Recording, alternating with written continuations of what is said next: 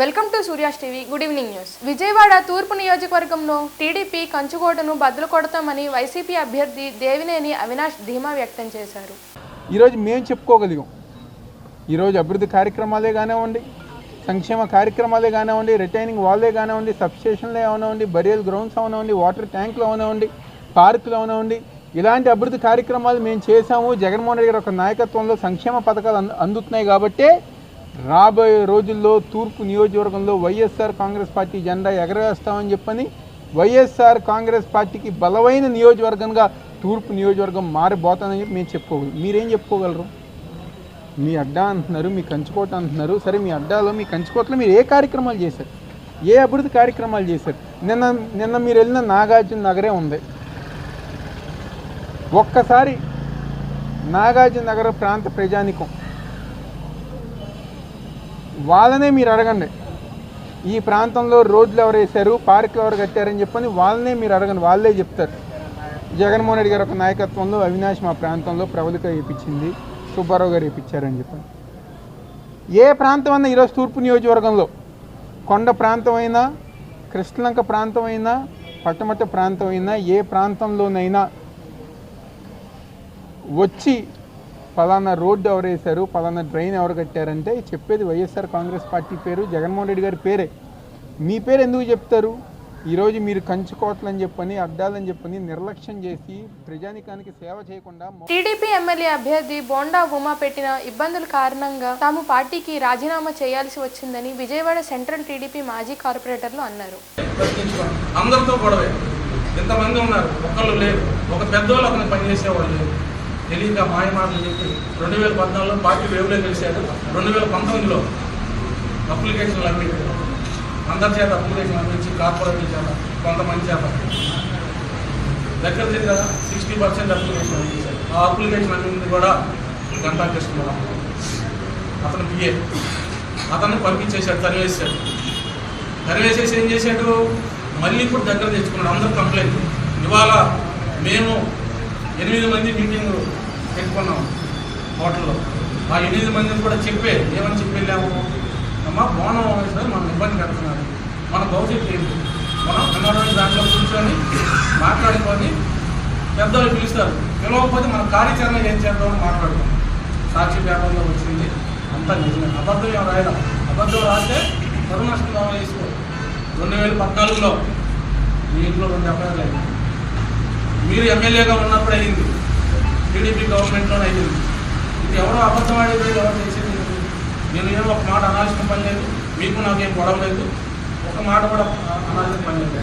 నన్ను నువ్వు పార్టీలోకి రానిపోవడం, నేను జాయిన్ అవ్వడానికి వెళ్ళాను.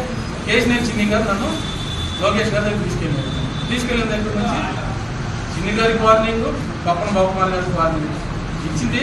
అతని మధ్యన ఎవరి మధ్యన ఉండాలి. మళ్ళీ హేళనగా పక్కన బాబుకుమార్ గారు అనేది తెల్లకాయ. నేను డిప్యూటీ ఫ్లోర్ లీడర్ని, ఆయన మామూలుగా కార్పొరేటర్. అన్నా మేము కౌన్సిల్ అయిపోయిన తర్వాత బయట కలుసుకుంటామని. విజయవాడలో రాజకీయాల్లో అన్ని అవకాశాలు ఇచ్చిన బోండా ఉమామహేశ్వరరావుపై టీడీపీ మాజీ కార్పొరేటర్లు మాట్లాడటం హాస్యాస్పదంగా ఉందని TDP floor leader Nelibandla Balaswamy అన్నారు. విజయవాడ నగరంలో సెంట్రల్ నియోజకవర్గంలో తల్లి పాలు తాగి రొమ్ము గుద్దేవాళ్ళు, అలాగే అన్నం పెట్టిన వాళ్ళకి సున్నం పెట్టిన వాళ్ళు, తిన్నింటి వాసాలు లెక్క పెట్టే వ్యక్తులు ఎవరన్నా ఉన్నారు అంటే నంద్యపు జగదీష్, గండూరు మహేష్, కోసూరు మణి, వీళ్ళ ముగ్గురు కూడా తల్లి పాలు తాగి రొమ్ము గుద్దేటువంటి వ్యక్తుల్లో సెంట్రల్ నియోజకవర్గంలో వీళ్ళు ప్రజలందరూ కూడా తెలుసు వీళ్ళ గురించి. మరి తెలుగుదేశం పార్టీ బోండా ఉమామహేశ్వరరావు గారు మీ ముగ్గురికి గుర్తింపు ఇచ్చారు, కార్పొరేటర్ల సీట్లు ఇచ్చి మిమ్మల్ని కార్పొరేటర్లు చేశారు. నంద్యపు జగదీష్ డిప్యూటీ ఫ్లోర్ లీడర్ చేశాడు తెలుగుదేశం పార్టీ అధికారంలో ఉన్నప్పుడు. గండూరు మహేష్ కి స్టాండింగ్ కమిటీ మెంబర్ ఇచ్చారు బోండా ఉమా గారు. అలాగే కోసూరు మణి మరి కాల్మని వ్యాపారస్తుడు అతను. మరి వాళ్ళ మిస్సెస్ కూడా బోండా ఉమా గారు పిలిచి సీట్ ఇచ్చి గెలిపించినటువంటి పరిస్థితి. మరి మీరు తిన్నింటి వాసాలు లెక్క పెట్టే విధంగా మరి నంద్యపు జగదీష్ అయితే గనక బోండా ఉమా గారు నా ఆత్మని, నా ప్రాణమని చెప్పి నమ్మక ద్రోహం చేశాడు. మనం రాబోయే సార్వత్రిక ఎన్నికల్లో పోలవరం నియోజకవర్గంలో వైసీపీ జెండా ఎగరవేయడం ఖాయమని వైసీపీ ఎమ్మెల్యే అభ్యర్థి తెల్లం రాజ్యలక్ష్మి అన్నారు. ఒకసారి ఆరోగ్యండి ఎవరో ఒకసారి చెప్పండి. ఈరోజు పోలవరం నియోజకవర్గ మహిళా అభ్యర్థిగా వైఎస్ఆర్ కాంగ్రెస్ పార్టీ మహిళా అభ్యర్థిగా నన్ను జగనన్న ఎన్నుకోవడం జరిగింది. కాబట్టి నేను 3 నెలల నుండి నియోజకవర్గంలో నేను సుడిగాలి ప్రయత్నం చేస్తున్నాను. గత 10 రోజుల నుండి ప్రచారం కూడా మొదలుపెట్టాను. ఎట్లా అంటే ప్రచారానికి వెళ్తుంటే ప్రజలు బ్రహ్మరథం పడుతున్నారు, ఎదురొచ్చి ఆర్దలిచ్చి స్వాగతం పలుకుతున్నారు. దానికి కారణం ఏంటంటే జగనన్న పరిపాలనే ప్రజా సంక్షేమం కానీ పథకాలు కానీ అభివృద్ధి కానీ ఈరోజు 2 కళ్ళుగా ముందుకెళ్ళి ప్రతి పథకం బడుగు బలహీన వర్గాల యొక్క గడపకు చేరింది.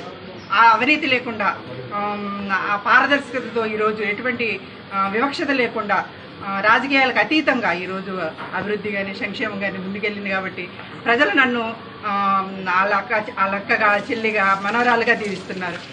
మా తాత దగ్గరికి వెళ్ళి తాత నువ్వు ఎలా ఉన్నావు జగనన్న నీకు తెలుసా అంటే జగనన్నకి నేను ఆశీర్వదిస్తానని అంత ఆప్యాయతో ప్రేమతో ఈరోజు నియోజకవర్గంలోని ప్రజలు దీవిస్తున్నారు. అక్క చెల్లెమ్మల్ని కదిలిస్తే అమ్మ నా కుటుంబంలో ఎంతో మేలు జరిగిందమ్మా జగనన్న వల్ల అని చెప్పడం జరుగుతుంది. దానికి అన్నిటికీ కారణం జగనన్న చేసిన పరిపాలన. ఈరోజు జగనన్న అభ్యర్థిగా నేను ఉన్నానంటే చాలా అదృష్టంగా భావిస్తున్నా. ఇంత పరిపాలన ఇచ్చిన పార్టీలోనే నేను అభ్యర్థిగా నిలబడి ఓటడడానికి దమ్ముగా ధైర్యంగా ఈరోజు నేను ముందుకెళ్తున్నాను. అందుకని నా నియోజకవర్గ ప్రజలందరూ కూడాను జగనన్నకి కృతజ్ఞత చెప్పుకోవడానికి ఎదురు చూస్తున్నారు. ఎప్పుడు జరగబోయే ఎన్నికల్లో జగనన్న కృతజ్ఞత చెప్పి పోలవరం నియోజకవర్గంలో వైఎస్ఆర్సీపీ జెండా ఎగరవేయడానికి సిద్ధంగా ఉన్నారు. ఎంఆర్పీఎస్ ఉద్యమం బలోపేతానికి అందరూ కృషి చేయాలని ఎంఆర్పీఎస్ కొండపల్లి కమిటీ ఏకగ్రీవంగా గురువారం తీర్మానించింది. అందరూ కూడా పాల్గొని మరి ఈ కార్యక్రమాన్ని జయప్రదం చేయడం జరిగింది. ముఖ్యంగా నూతనంగా ఎన్నికైన కమిటీలను ఉద్దేశించి మేము ఏం చెప్తున్నామంటే, మాదిగల పట్ల జరుగుతున్న అన్యాయం విషయంలో కానీ, దళితుల పట్ల జరుగుతున్న అన్యాయం విషయంలో కానీ, రాష్ట్రంలో కానీ, మండలాల్లో కానీ, జిల్లాల్లో కానీ ఎక్కడైనా సరే దళితుల పట్ల మాదిగల పట్ల అన్యాయం జరిగినప్పుడు ఈ కమిటీలో ఉన్న నాయకులు మొత్తం పూర్తిగా స్పందించి మరి బాధితుల పక్షాన నిలబడి మాదిగలకు న్యాయం జరిగే వరకు కూడా నిలబడాలని చెప్పి కూడా కమిటీలో ఉన్న ముఖ్య నాయకులకి, ఎన్నికల నాయకులకు ఉద్దేశించి చెప్తున్నాం. అదేవిధంగా అక్షరం, అభివృద్ధి, ఆత్మగౌరవంతో మనం ఈ కార్యక్రమాన్ని ముందుకు నడపాలి. అదేవిధంగా ఎస్సీ వర్గీకరణ కోసం దాదాపుగా 30 ఏళ్ళు జరుగుతున్నా ఇంకా అన్ని రాజకీయ పార్టీలు మాదిగలు మోసం చేస్తూనే ఉన్నాయి. వర్గీకరణతో పాటు గ్రామీణ ప్రాంతాల్లో కూడా మాదిగవాడల్లో ఎన్నో సమస్యలు ఉన్నాయి.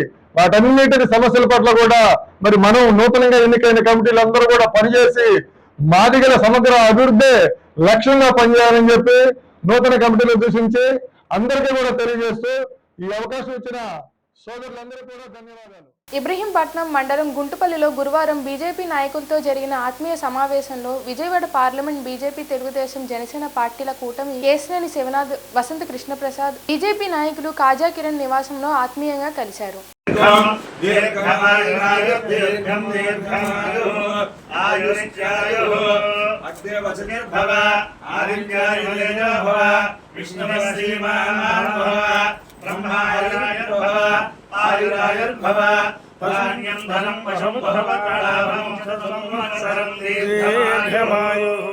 ఎన్టీఆర్ జిల్లా విజయవాడ గొల్లపూడి కరకట్ట ప్రాంత ప్రజలు మంచినీటి కోసం ప్రాణాలు వదిలి పరిస్థితి నెలకొందని స్థానిక ప్రజలు వాపోతున్నారు.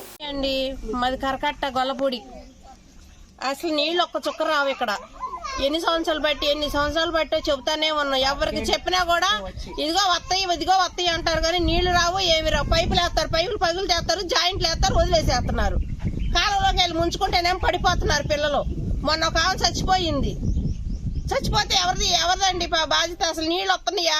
ఎన్ని సంవత్సరాలు బట్టి అక్కడి నుంచి ఇక్కడ వరకు పిల్లతల్లులు ఉన్నారు, రోగిష్టులు ఉన్నారు, కాళ్ళు లేని వాళ్ళు ఉన్నారు. ఇక్కడ ఒక్కళ్ళు కూడా కనీసం లేదు. వస్తే ట్యాంకీ పంపిస్తాంలే అంటారు అడుగుతుంటే. ఏం ట్యాంకీలు పంపిస్తారండి? ఎంతమందికి పంపిస్తున్నారు ట్యాంకీలు? ఆ చివరి నుంచి ఆ చివరికే వెళ్ళిపోతున్నాయి.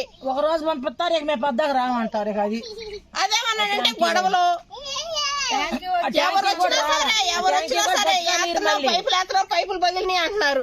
అవి చూడండి ఎట్లా పగిలిపోయి చూడండి. మరి ముందు అసలు బాగా ఇదండి, కోతులు కిందకి వెళ్తే కోతులు మందలు వచ్చేస్తున్నాయి. మనుషులు పడిపోయి కాలంలో అలా కొట్టుకొని వెళ్ళిపోతున్నాం. మాకు రెస్పాన్సిబిలిటీ లేదు. ముందు నీళ్ళకి అసలు ఇబ్బంది అయ్యి కింద కాలంలో దిగుతున్నాం, లేకపోతే మేము నీళ్ళకి కూడా కాలంలో దిగం. అసలు మేము వచ్చి దగ్గర 5 సంవత్సరాలు.